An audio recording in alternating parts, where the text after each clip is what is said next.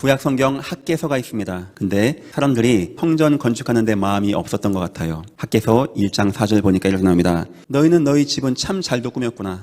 근데 성전은 참 안 됐구나. 이게 옳은 거냐? 하나님이 가나안 땅에서 온 땅을 복음하는데 어떻게 너희는 여기에 이렇게 관심이 없냐라는 것이 기본적인 의미입니다. 여기 중요한 단어가 몇 개 나오죠. 이 성전하고 한편에서는 너희 집은, 어쩌면 저에게 중요한 의미를 주는 것 같습니다. 어떤 사람이 이렇게 얘기합니다. 목사님, 요즘 산업하면은 교회 나가기 힘듭니다. 이런 식으로 얘기합니다. 실패할 성도의 특징이 뭐냐? 교회와 내 가정이 별개의 문제예요. 성경은 정반대로 얘기합니다.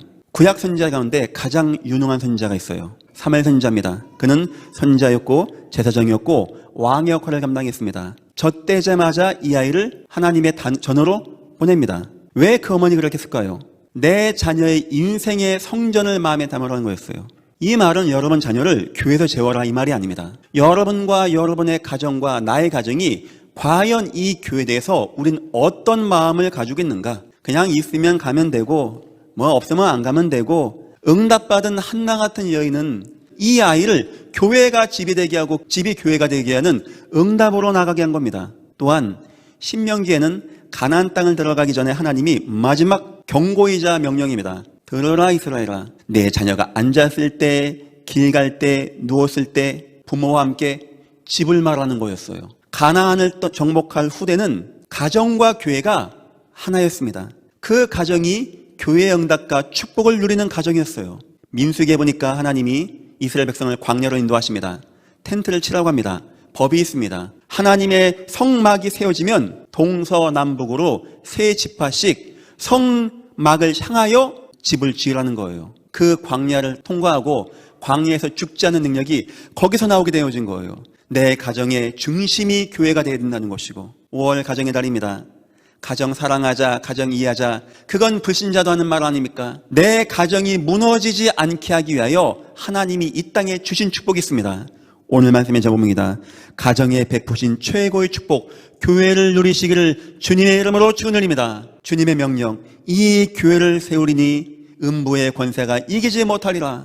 여러분의 인생에 교회의 응답을 누리지 못하면, 여러분의 가정에 복음의 능력을 누리지 못하면 음부의 놀이터가 돼버려요. 서론입니다. 가정이 얼마나 중요한지를 설명하겠습니다. 하나님은 과연 이 가정에 대해서 어떻게 보냐는 겁니다. 성부 하나님의 가정을 향하신 견해입니다. 창세기 2장 17절 18절, 하나님이 아담에게 복음을 준 것이 아니었고 아담의 가정에 복음을 줬습니다. 복음 확립의 최고의 장소가 바로 가정이라는 겁니다. 누가복음 10장 1절 16절, 이거는 성부 하나님의 이야기죠. 성부 하나님이 가고 싶었던 곳이 있다고 합니다. 아무 집이나 들어가서 평안을 빌라. 이 말은 무슨 말이냐? 복음의 증거의 최고의 현장이 바로 가정이 된다는 말입니다. 하나님 땅에 복음이 증거되는 것을 위하시는데 어디에 통하여 원하시냐? 가정을 통하여, 가정에 복음이 증거되는 것을 통하여. 사람이 아무리 강해도요, 내 가정이 무너진다, 흔들리는 겁니다. 그리고 세 번째입니다. 사도행전 5장 42절. 이건 성령 하나님의 견해입니다. 그들이 날마다 성전에 있든지 집에 있든지 예수는 그리스도라 가르치기와 전도하기를 그치지 아니하니라. 하나님이 이 땅의 언약, 오직 성령이 너에게 임하시면 땅끝까지 내 증인 되리라고 하신 이 언약이 확증되고 성취되어지는 가장 귀한 현장이 어디냐? 바로 가정이 된다는 거예요. 가정이. 하나님이 여러분 가정을 축복하겠죠. 왜 축복한다고 생각하십니까? 여러분 가정이, 또한 이 교회가 마음껏 전도 선교 운동해 나가기 위해서 산업인들을 축복하고 후대를 축복하고 응답 가운데 거해서 그 힘으로 응답받고 나가게 하는 게 하나님의 법이에요. 그래서 우리는 이 교회를 하나님이 원하시는 교회로 만들어야 되는 겁니다. 그렇다면 사단은 어디 공격할까요? 바로 가정을 공격하는 거예요. 가정을 무너지게 하는 겁니다. 욥을 흔들 때 국가 문제, 사회 문제 아니었어요. 가정. 그러면 어떻게 하면 내 가정을 무너지지 않게 하겠는가? 첫 번째입니다. 절대 무너지지 않는 가정. 성경에 무너지지 않는 가정 세 가지 나옵니다. 첫 번째입니다. 민수기 2장 1절입니다. 내 가정의 중심이 교회가 되라고 합니다. 하나님이 성막을 딱 세우시고 이 근처로 동서남북으로 해서 12지파가 여길 딱 바라보고 가정을 텐트를 치게 한 겁니다. 내 가정의 기준, 내 가정의 판단, 모든 것이 하나님 말씀. 에스겔 47장, 하나님이 에스겔을 끌고 갑니다. 성전을 보십니다. 문지방에서 물이 나옵니다. 발목에 딱 찼어요. 그 정도 가지고는 부족합니다. 능이 꽉 차서 헤엄쳐서 건너갈 만큼 찼다고 합니다. 이걸 가지고 말씀 충만이라고 하는 겁니다. 그때 나타난 역사입니다. 강 사방이 다 살게 되어져요. 가는 곳마다 나무가 살고 고기가 살고 어부가 살고 심전나무가 살아나서 약재가 되어주는 축복. 세절기 뭔지 압니까? 매년 3번씩 남자들이 다 보이는 겁니다. 얼마나 복잡하겠습니까? 이거 매년 한다면. 율법 뭔지 압니까? 문제 있을 때마다 성전 가라는 겁니다. 그것만이 저 광야 200만 명이 죽지 않고 더욱더 번성하고 응답받고 승리하는 방법. 하나님의 성막 중심으로 움직이는 겁니다. 성막이 가라면 같이 가는 거예요. 성막이 서라면 서는 겁니다. 두 번째입니다. 디모데전서 3장 15절 보니까 이 집은 살아계신 하나님의 교회요 진리의 기둥과 터이니라. 이 말은 무슨 말이냐? 강단에서 주일날 예배하고 말씀 받은 이것을 이제는 내 집에서 누리라는 겁니다. 세 번째입니다. 이제는 내 가정이 교회. 주일날 받던 말씀을 평일날 응답받는 것을 넘어서 이제는 내 가정이 함께 예배하는 지역교회가 되어주는 응답. 고린도전서 16장 19절 아굴라와 브리스길라와 그 집에 있는 교회가 주 안에서 너희에게 간절히 문안하고. 드디어 이 가정들이 다 교회가 되어주는 겁니다. 데살로니가전서, 빌립보서, 고린도서 다 그런 가정들이 교회가 되어져서 세워져서 복음 증거하고 거기에 편지 보낸 내용입니다. 그러고 보니까 이해되는 게 있죠. 마태복음 16장 너희 나를 누구라 하냐?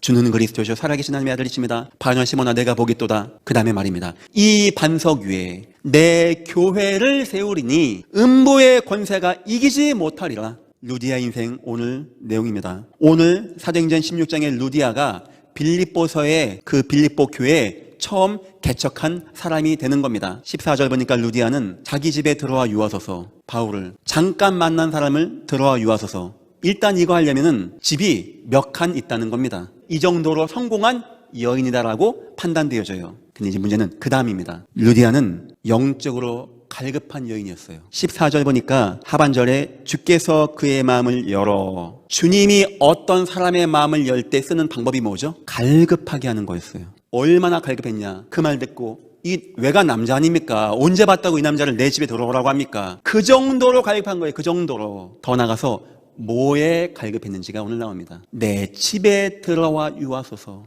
가정의 문제. 그래서 루디아가 발견한 해답이 무엇입니까? 예수가 그리스도. 루디아가 천하 없는 사람 많이 안 만났겠습니까? 안 되는 거예요. 안 되는 거예요. 내 가정의 문제가. 복음 듣는 순간 이해가 되어진 거예요. 이게 예수 문제구나. 복음이 없는 문제구나. 내 가정이 예수 안 만나면 안 되는 문제구나. 이게 영적인 문제구나. 이게 사단의 문제였고 이게 죄의 문제였구나. 나는 아무 힘이 없구나. 그런데 하나님이 땅을 사랑하셔서 보내신 분이 바로 예수고 예수가 바로 그리스도였구나. 두 번째입니다.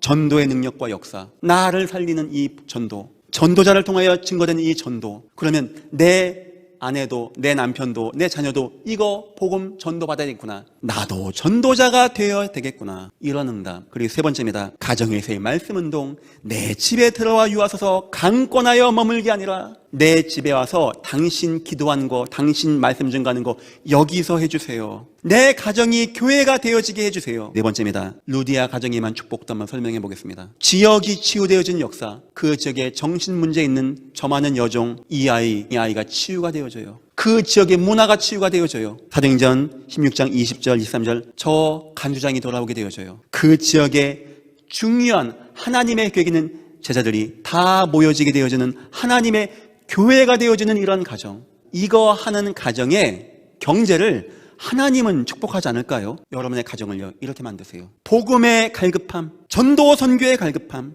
내 가정이 교회되는 것의 갈급함, 지역 교회가 세워지는 가정, 빌립보서의 교회가 되어지는 가정. 결론입니다. 우리는 평생 질문을 하나 해야 됩니다. 서론부터 1, 2, 3, 4번까지는 제가 성도님들에게 부탁드리고 싶은 마음입니다. 교회를 마음에 담아 주십시오. 그리고 결론은 우리 당위원들과 우리 중직자분들에게 드리고 싶은 마음입니다. 꼭 세 가지 질문입니다. 첫째, 나에게는 교회가 있는가? 내가 말씀을 받고 사도가 내 이름을 기억하고 기도해주고 교구장님이 계셔서 함께 예배하는 나는 교회가 있는가? 그러면 두 번째 질문입니다. 나의 교회는 어떤 교회인가? 요한계시록 2장 보니까 라오디게아 교회에 나옵니다. 아마 지금 교회가 돈이 많았나 봐요. 주님이 그 교회에 명령하십니다. 그리고 네 일을 똑바로 봐. 벌거벗고 가련하고 곤고하고 불쌍한 네 인생을 똑바로 봐. 아니면 2장 9절 서모나 교회와 같이 내가 내 환난과 궁핍을 알았나니 실상은 내가 부요한 자라.